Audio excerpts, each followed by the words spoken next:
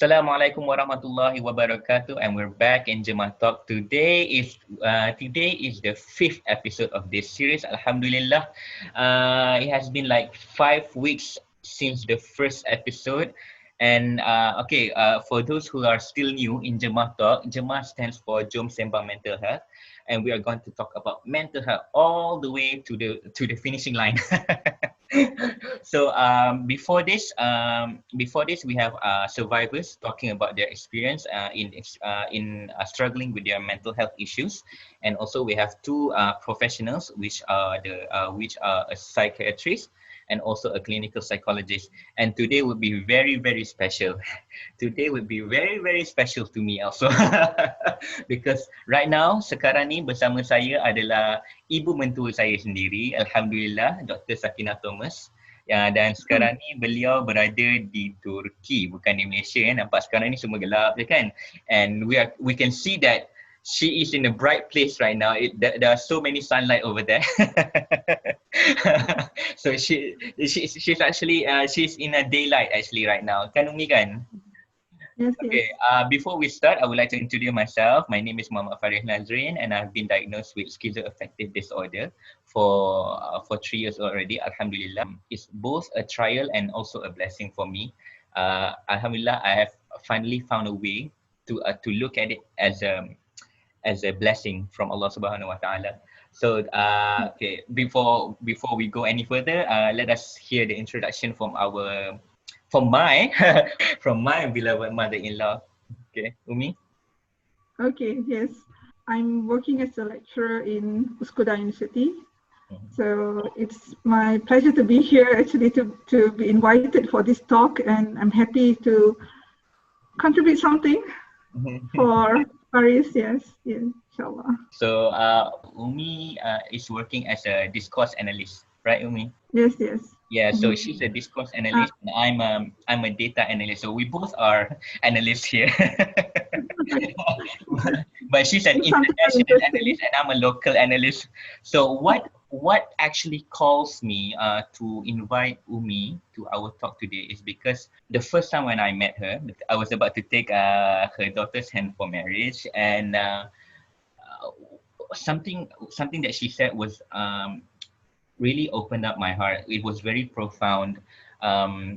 She was giving this religious lecture to me.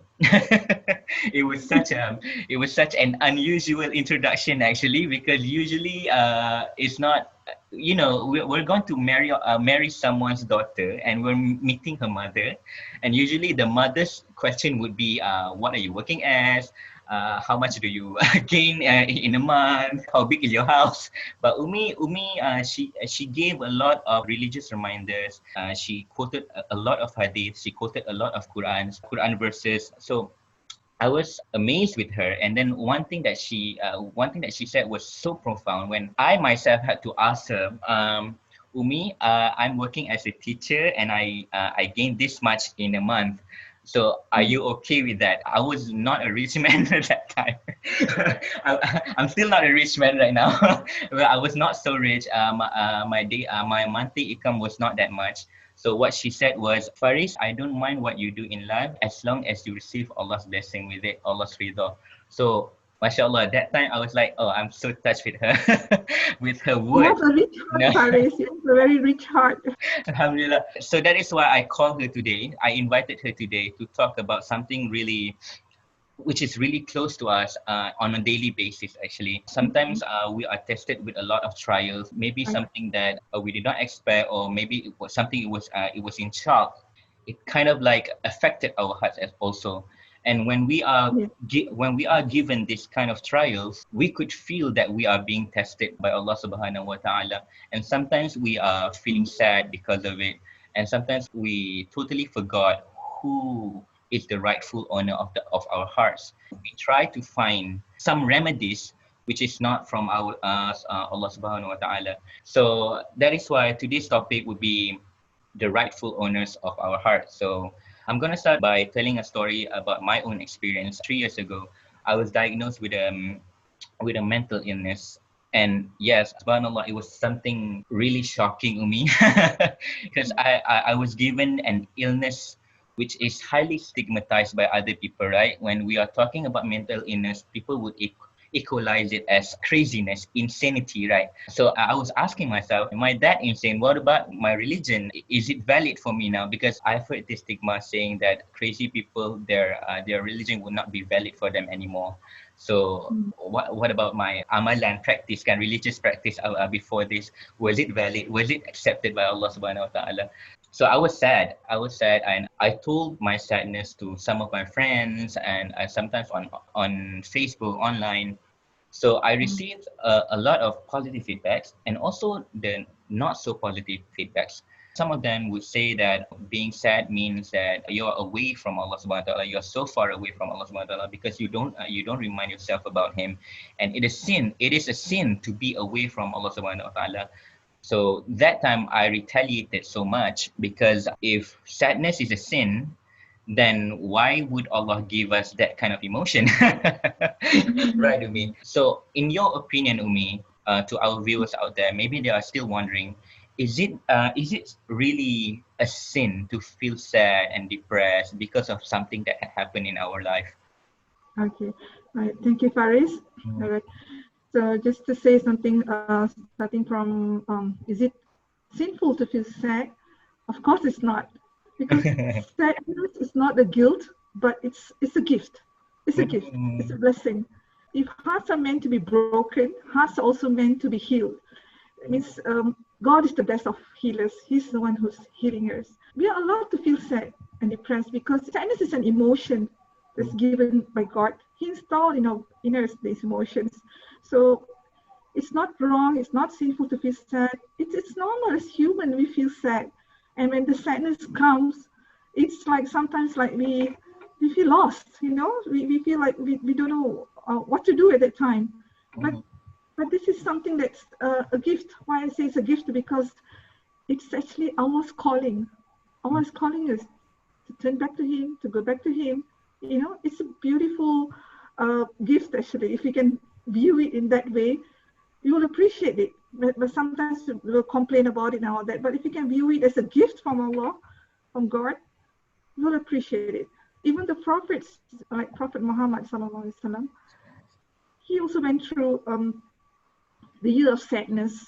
When Prophet, he lost his wife and uncle. So, and also have like the other prophet, like Prophet Ayub. He began when he acknowledged his pain. That means he acknowledged his pain to God. He acknowledged, and then he was shaken at that time, and he acknowledged. And we also have stories of Maryam, when she was tested, and she was sad, and she also acknowledged her sadness to God. So even people with high level of faith, they have gone through sadness. It's normal for a human to feel. And sometimes we can't just take it away. We have to just feel it, just go through it. It's a kind of emotion that we have to embrace it. We have to go through it. We need to have a direction where we're going to. So sadness is actually a gift. It's something given by God. It's an emotion because we are human. Not only normal human beings feel sad. The prophets, even Siti Maryam, went through sadness in her life. So it's actually a test. And if you pass the test, you'll get the gift. There's a saying from Rumi. He talks about sorrow. Sorrow prepares us for joy. Its violence sweeps everything out of the house. So it's actually giving us joy. But the joy is not there at the moment, but we'll get it later on. But we have to go through the stages, the process. I see. So I really like your point when you're saying that we should embrace our sadness, because that is a part of being a human. We are a human being, and we are gifted with so many emotions. Like we have happiness, we have sadness, we have angry, we have every type of emotion. So we have basic emotions, yes. Yeah, so emotions, for me, what I've read online, what I've read in books, emotions are actually our our reactions towards something that is happening at that time being. So if let's say that we are given a gift from somebody we love, then we would feel happy. That is our reaction towards that occurrence at that time. And if we lose somebody we love, a death maybe, so that is our emotion. The sadness is our reaction towards that occurrence. So if it is a sin to feel sad, to feel depressed, why would God create such thing for us, right? Even like Umi mentioned about the year of sadness in our Prophet Muhammad sallallahu alaihi wasallam. During that time, he lost both of his wife and uncle in the same year. And I heard this lecture before from Yasmin Mujahid. Prophet Muhammad sallallahu alaihi wasallam, he did complain about his sadness, but he did not complain about God. It is different to us as weak human being. What Muhammad said was very profound. He actually complained about himself for feeling that way. But God was very acknowledging. He treated Muhammad very nicely so that he would feel happy again. And even there was a time when the revelation was not sent to Muhammad for a long time. Prophet Muhammad was so anxious, was so sad about it. He started to wonder, maybe God has hated me. Maybe God has different prophets other than me. So God hears that. God hears all of those thoughts of his until he sent another revelation, which is Surah Ad-Duha. When I heard lectures about Surah Ad-Duha, it's actually very beautiful to me how God symbolizes darkness as our sadness, as our depression, as our these negative feelings. But when time goes by, there will be sun. There will be sun rising. So it's actually there's hope for those who feel sad, those who feel depressed, and those who feel anxious. Those all those negative feelings, if they really trust in God, you know what God has said, I do not abandon you and I do not hate you in that surah. It is really profound if you really feel it in heart. So one thing that I like about what you said just now, Umi, apa yang Umi cakap tadi tentang hati manusia ni memang Allah yang punya, kan? Tuannya adalah Allah. Jadi one of the attributes of Allah Subhanahu Wa Taala is He is Al-Jabbar.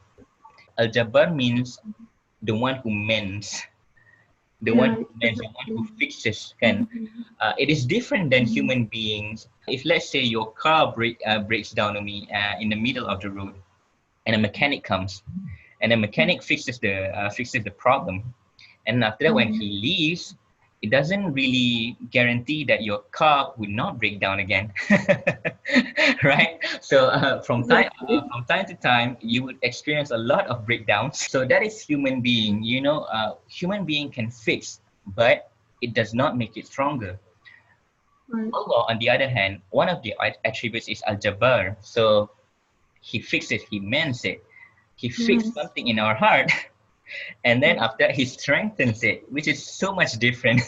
Which is it's actually like the pain that we are suffering, the sadness that we feel, the depression that we have to go through. Actually, is like you said, a call from God. You know, I'm fixing something about you. I'm fixing something. This is something lacking about you. So I'm fixing it until you can get stronger and you get much better in the future, right, Umi? So Umi, there's a lot of people saying that those who have misunderstood what sadness really means, right? Some of them really said that sadness make you less of a Muslim. If you're a true Muslim, you won't be feeling any sadness because of an occurrence that happened in your life. So is that true, me? Because I really want to break this stigma. You know, it's really wrong to stigmatize people who feel sadness. Yes. So, of course not. Of course not. When you say that does sadness make us less Muslim, less of a Muslim? Of course not, because like what I mentioned just now, is sadness is not a guilt but a gift. So if hearts are meant to be broken, hearts are also meant to be healed, and the best of healers is Allah, is God. And like what Farisi mentioned just now, God, He gave comforting words to the Prophet. So words of comfort that He mentioned in the Quran and all that, it heals. Actually, it heals the soul, heals the heart. And when we embrace this gift of sadness, when we acknowledge the sadness, we confess That means we don't deny it, we confess it. And we shouldn't feel ashamed of it. And when we know what is sadness, how's the emotion like when we go through it, we will have empathy. And when we have empathy, we know how others feel later on, because sadness is, the duration is it's short, compared with depression. Depression is longer, and I'm sure that Faris, you have the previous slots you have talked about depression and sadness as well. So sadness is short term and depression is long term. So when we have the experience, the first-hand experience, we have gone through this, we will have the sense of empathy. We will have that. So it's easier for us to help others. So it's not making us less of a Muslim, but it's actually the other way around, making us more of a Muslim. We can support others. It's how we support ourselves. We can support others because we have gone through it. We've experienced it. And it's not easy. It's not easy to go through sadness because it's something like, we don't want it. We don't want it. Why is it happening to me? But God says for you. Why me? Why me? But later on, when we go through it, when we experience it, when we go through when we recover from sadness, we'll say, okay, thank you, God, it's me. Yes. We come to that stage. Yes, I felt that before. Yes, I felt that before. Actually beautiful, and we will not regret when we go through the stage when in a proper way. That means we can manage our sadness, when we can manage the sadness in the right way, when we seek help when we acknowledge, first we acknowledge and then we seek help from God. He will show us, He will guide us how to manage the sadness. So our reactions, how we react when we are going through this sadness, we all react differently and how we view it. So guidance, of course, God will guide us in a proper way. But sometimes Allah guidance can be very subtle, right? I mean, like maybe Allah has given us this kind of illness. So since this is JEMAH talk, it's about mental health issues and mental illness, right? So sometimes Allah sent that kind of illness to a person just because He wants to show that person that there are a lot of other people who are suffering just the same as he is, just struggling the same thing as he is right now. And right now, maybe a lot of my friends right now are saying that it is not wrong to feel sad, it's not wrong to feel depressed. And I believe all of them are growing stronger every single day, right, Umi? Even though that their brains telling them to stop living, to lose hope, but they still have this strong soul to keep on surviving this illness. So that is actually true. Me, when you say that we are given this kind of illness, we would say like, why me? I didn't ask for this. I didn't ask for this thing, right, Umi? Dia macam mana nak cakap, Umi? We were in shock. We were in shock until our faith is being tested by that time. Okay, I give you this kind of sadness, this kind of depression, a long-term negative feelings, and I was like, hey, what is this feeling and why am I feeling so empty? Why am I feeling so down, so sad, so angry? All of those negative feelings at the same time. So I was wondering, why was I given this kind of illness? You could give me cancer, you could give me a tumor whatsoever, you could give me diabetes, but why do you give me mental illness? If I were a physical illness patient, Umi, people would say, it's okay, Faris, we support you. Inshallah, you go through this. We'll pray for you. But yes, in the early year of my diagnosis of me, less people say that actually. Only people who really understood about sadness, depression would say that, okay, we support you. But a lot of them would say, it's okay, sabar je. Sedih, lupakan je. Ini semua bisikan syaitan. It did not get me any better, me, after hearing that. So yeah, I received those kind of negative advice, even though it's an advice, but it's not really an advice. It's actually a stigma towards myself. So It makes I was things really worse sometimes. Ah, Yes, it makes things, it got worse for yes. me. Right. It made me feel emotionally oppressed because I didn't receive a lot of support at that time. So all I received was negative feedbacks, negative advice, all those I know it all kind of talks, right? So yes, I was wondering to God, why is this happening to me? Why do you give such thing to me? I was in shock Mhm, until mhm. from time to time Allah shows me that those blessings. Allah has introduced me to your daughter. Allah, has, Allah has introduced me to you. Allah has given me Okay. the strength to open up to public about my illness. Allah has introduced Okay. me to a lot of people who are struggling as I am. So we are all Alhamdulillah. It's a sharing. blessing. We are It's all a sharing blessing, right? stories. We are all supporting each other, and Mhm. up until now, Allah has given me the strength and also the idea to hold this kind of talk with lots of people, to educate people about mental health issue. Okay. So Mm. Allah has showed me that, okay, Faris, mental illness is your purpose of life. Mental health awareness is your purpose of life. So you have to do it. Maybe Allah is saying that this is one of the ways to your bridge to Jannah. Mm. Wallahu alam. But I wish and I pray that this would be my path to Jannah. All right. Inshallah. So I've told my stories about my experience when people say that you should have sabr, you should forget about it. Mhm. I was really wondering at that time, was that really the meaning of sabr, Umi? Is sabr really meaning that we should forget our sadness, we should dismiss our illness, and we should belittle others as well? Because people use this word sabr just to make sure that he has responded. He has responded in that conversation. He has Okay. responded to Mhm. the person who is complaining about his sadness, depression, and anxiety. So macam nak cakap, orang hanya menggunakan perkataan sabar tu hanya Uh-huh. untuk memberi respon. It's not really Yes. solving the problem. They are not really looking for a solution. They're not really recommending any ways for them to get help. Just as simple Mhm. as, you know what, you should be sabar. You should feel sabar about this. Yes. Rasa sabar je, sabar Yes. je. So it will be.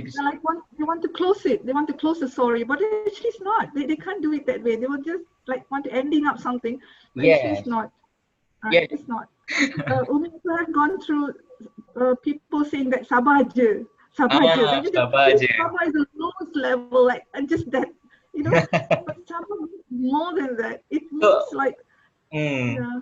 so what does sabar really mean, Umi? In your Okay, opinion? sabar is actually, yeah. Umi feel that sabar is it's not something passive. It's something active. Mm-hmm. Sabar is something that is patient that can beautify our soul actually, and we're Mm-hmm. going through a struggle. So we need to have like, for example, like when we're going through sadness, we need to acknowledge the sadness. Once we acknowledge the sadness, we confess the sadness.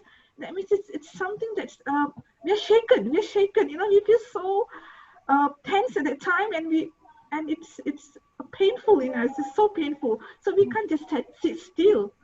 You know, we Mm. have to be active at the time.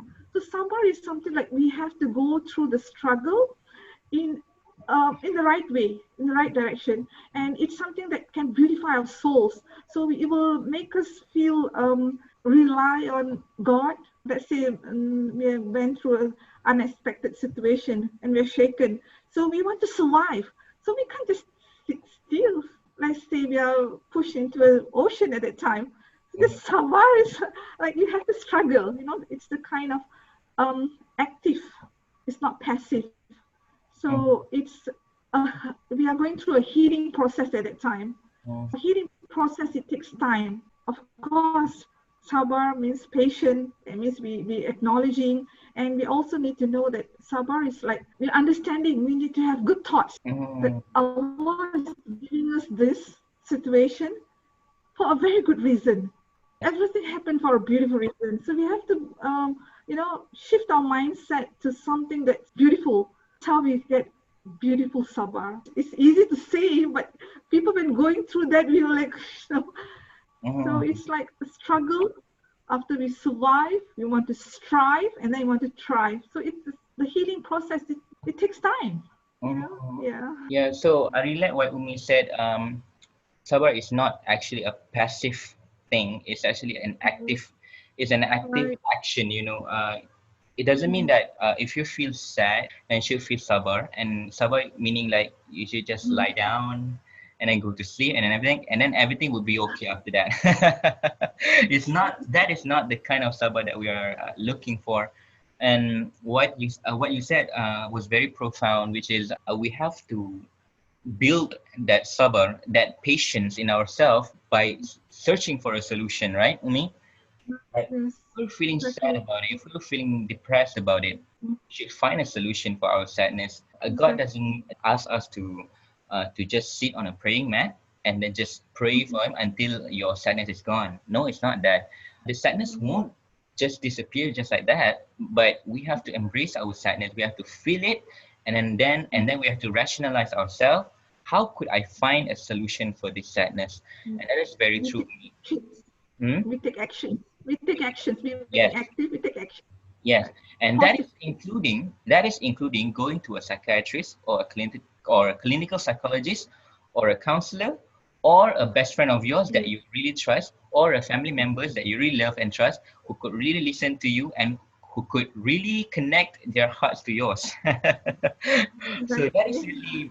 that is really profound on me. And one of the way for us to build that sabar is when we are finding the solution. I mean, when we are searching for a solution, when we have done ways to reduce our sadness, we still have that strong connection with God. Right, Umi? Okay, we have done the dunya part. So right now, we should tawakkal. We should ask for God. I've done this. And now I'm asking for your protection and I'm seeking and I'm seeking for serenity from you. And I'm asking for your rida. If I'm doing the right thing, then please accept my amalan. Yes. So Alhamdulillah. Umi, do you have any other points that you would like to say about Sabar, Umi? Sabr, okay. Trials and tribulations, when Allah gives us trials and tribulations, each one of us have different trials, different tests, that makes us sad, and some even reach to the stage of depression and all that. Each one of us have different, different tests. Allah gives us different tests, and we shouldn't feel like ashamed of it. Even our family members, if they're going through sadness or depression and so on, we shouldn't feel ashamed. It's something that we need to support one another. That this kind of trial and tribulation, everyone going through everyone has a story in their life. Everyone, only some people's stories is not seen. Like people who are sad, we can't see them. Sometimes even the expression, they're smiling, they're happy, but deep down in them, they're going through all this kind of like this thunderstorm and all this Yes, going yes, yes. on. Right. So we shouldn't feel ashamed. So don't keep it to ourselves. We should acknowledge that what Fadi is saying, seek support um, from professionals. Yes, we should. And Yes, yes. seek support from the right people, of course, from Allah first, and then you can seek support from the right people who we can trust, people who can listen to us, people like that. So we need to know that it's something not to be ashamed of, it's something to be say that it's actually a blessing from God. Each one of us have a different portion, give us, and God will not give us something that we cannot bear. We have to have that in mind, have good thoughts that God is giving me this. Okay, I can go through it. We need to have that good thoughts. Yes, true. So when we have that good thoughts, it heals. Good thoughts heals. So be thankful, and gratitude also heals. Thankful. Ya Allah, thank you so much for this, but please help me to go through this. Just confess, just be yourself. It's a kind of emotion that sometimes we can't even describe. Only God knows, God reads, God feels us. Yes, Umi. Based on what you're saying, you said just now, we could seek help from professionals, from our friends and families. But Yes. at the same time, we do not forget God in the process of that. And God would be the main reason why we're searching for a solution, Umi, is because we want to dispel that kind of emotion so that we could live happily again, and we could function Oh, well again. We could contribute something to the society and to educate people about sadness. So sometimes people misunderstood that, Umi. If let's say we only complain to Allah, we only talk to Allah about our sadness, that means that we should not talk about our emotions to other people. That is actually wrong. It's because sometimes they say that talking to Allah is better than talking to people. Yes, it's true, but it doesn't deny that we should talk to other people as well, especially those yes. we love, those who we trust, Mm, because that would really help us to release our burden. And right. I really like to give the metaphor to me. If we are feeling depressed or anxious at the same time, Mm-hmm. it's like our thoughts are like gumpalan benang, me. We don't know how to really release them You one mean by it one. messed up like that, is It's it? really messed up. You can't really pull Uh, it. You can't really pull it by just sit there and just thinking about it. You have to talk about it, and then at one point we would like, oh, okay, this is the main problem why we're feeling sad. So that is one of the ways of us to dispel the sadness. We have to search for the main problem first, right, Umi? So yes. yeah, I like the way that you are trying to convey to the viewers today that talking to God about your problems, your sadness, your depression, your anxiety, this should be practiced as a Muslim. And at the same time, we Yes. have to search for the solution for our friends, families, and also the professionals. Okay, Umi, this is a very sensitive question. Are you ready for this? Inshallah. Yeah. All right. Umi, people say that having depression is actually a sign of a weak faith. Do you really believe in that? Um, no, actually. Because it happens to anybody. It happens to anybody. Like we mentioned before, it happens to the prophets. It happens to people who have very strong faith. So it happens to anybody. So of course not. It's not because of weak of faith. No, it's actually just a matter of our connection with God. You know, how far we went from God, and it's like going back to Him. So yeah. Mhm. So you're saying that depression or any other mental illness is not a sign of a weak faith, is it, Umi? No, Yes, of no, course not. actually. Well, what we feel is no, because it can happen to people with a strong faith. It can happen to anybody. I mean, God's test comes in different ways, different forms to different people. So everyone, like what I mentioned just now, is everyone has their own story, right? Yeah. So like Faris, you have your own story. Umi also have own story. Life is like a story, and life is like a school where we learn a lot of things. So this test it's like a lesson that we need to learn. And life is a journey. So along the journey, we'll go through a lot of unexpected situation. Mhm. Yes. Mhm. So yeah, how I look at this issue, Umi, when people really, like tuduh seseorang yang kalau ada mental illness and you are having a weak faith, how do I look at this? Yes. Is if we want to measure length, it will be like in meter, kilometer, centimeter. But how do we really measure faith? And how do you, as a human being, measure someone's faith when you can't really see it, right? Yeah. If I'm Cannot seeing be you measured. as a sad woman, I cannot measure your Mhm. faith. Maybe you are feeling sad, and that's what really builds your faith. That's what really Mhm. defines your faith, actually. Maybe your faith is stronger than mine. There is a saying by Ibn Qayyim. This Mm, is saying the past can never be changed or corrected with sadness, mhm, but rather with contentment, rather with mhm, gratitude, with mhm, patience, mhm, and a firm belief in destiny mhm, and verbal recognition that everything occurs in the decree of God. That means it's qada and qadar. So mhm. it's to say that we can't change the past, but we can change ourselves. Like what Umi went through. If you want to share, you'll cry. No, okay. Because it's normal to feel sad, right? It's normal to feel sad. So it means to say that Umi feel happy, alhamdulillah, after going through a very unexpected situation that I went through, that Allah tested me 6 years ago. It has been 6 years, yeah, right? Only this year we could smile. When we could feel happy this year. Yes, So yes. it was a long process. So the healing went through a very long process. Like I told myself that I have to take care of myself. Life is so messed up. It's very, very messed up. But then when things are messed up, we need to find a way to fix it. So everything has to start from myself. So I started to take care of myself. I need to have my aims in my life, acknowledge my sadness. So we have to have a focus in our mind and focus that our life is like a journey to God. And it's actually a beautiful journey, a beautiful love story between the creation and the creator, between earth and God. So I put myself in a situation that I need to take care of myself. I need to have self-compassion, and I need to seek help. Yes. Right? Yes, I confess to God. I say, "Ya Allah, God, I'm going through this. I'm so sad. I don't know where to turn to."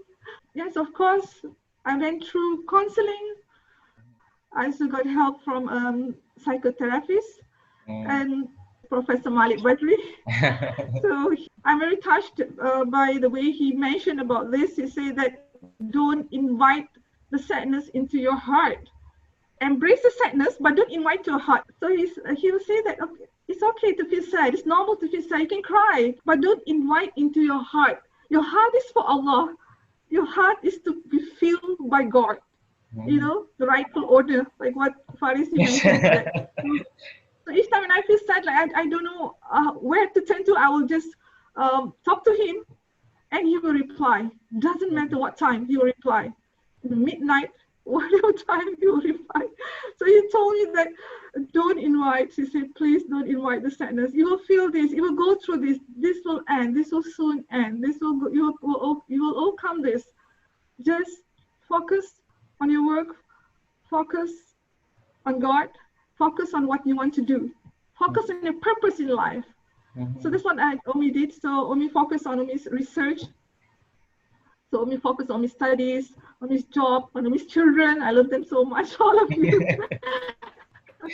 I love you all so much. So you all support Omi so much. And then when Omi go through this, so I read a lot of books because we need to help ourselves. We need to have knowledge.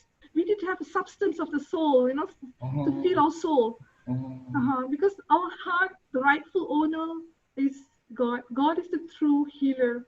We run to anybody, we go to anybody, we cry to anybody. They cannot heal us. Only God can heal us. True. So when I was going through this, I was telling that you know, it's not easy, but God will make it easy. When we're struggling through our healing process, our journey, Allah will bless us with His mercy, with His blessings, and with His guidance. So guidance from Allah will come in many forms. Allah will give His guidance through many people. Even Faris is also a blessing for me because Allah guide me, saying that, you know, yes, when you mention about this and all that, it opens up on his mind to say, okay, Faris needs help. And Faris will say, oh, okay, Umi needs help. So we support one another. So Allah's guidance here, normally when previously I was thinking the guidance from God is just through the Quran, you know, making dua, praying and all that. But actually guidance from Allah is, subhanAllah, it's more than that. It comes through people who are supportive, people who are who care for us, and we will build that relationship with God in that way. Yes, I like that one part that you said that Dr. Malik Badri was saying to you that you can embrace sadness, you can do whatever you want with your sadness, but just don't invite that sadness into your heart. So that really concludes everything today. Like, sadness is not the rightful owner of your heart. You can feel sadness, but do not corrupt your heart with sadness. So the rightful owner of the heart is the healer himself. I like what Umi said about you can talk to a lot of psychiatrists, you can go to a lot of psychotherapists, you can have thousands of friends who are understanding friends, and loving family. But if God doesn't allow you to recover, then Allah won't allow it. But of course, Allah is the most merciful, Allah is the most loving. So of course He will recover you. Of course He will recover you in ways that you cannot expect, right, Umi? So Alhamdulillah, we have reached the end of our talk.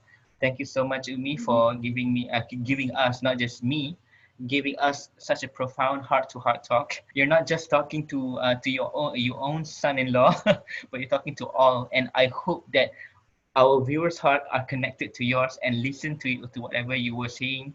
And I hope that they can benefit this talk to themselves as well. To those who are experiencing grief, sadness, depression, anxiety, there's always a way out. There's always hope. There's always light at the end of the tunnel. So you just have to put your heart to its rightful owner, then inshallah, and you'll be healed. So thank you, Umi, for tonight, and I'm really grateful that I could talk to you about this topic, and you're the right person to talk about it. Okay, Umi, thank you so much, Umi. I will invite you again in the next session, inshallah. So is that night? Have a good evening. Have a good evening. Stay safe, and I will see you back in Malaysia, inshallah. Thank Okay, you, Faris. Thank you Assalamualaikum so much. warahmatullahi wabarakatuh. Waalaikumsalam.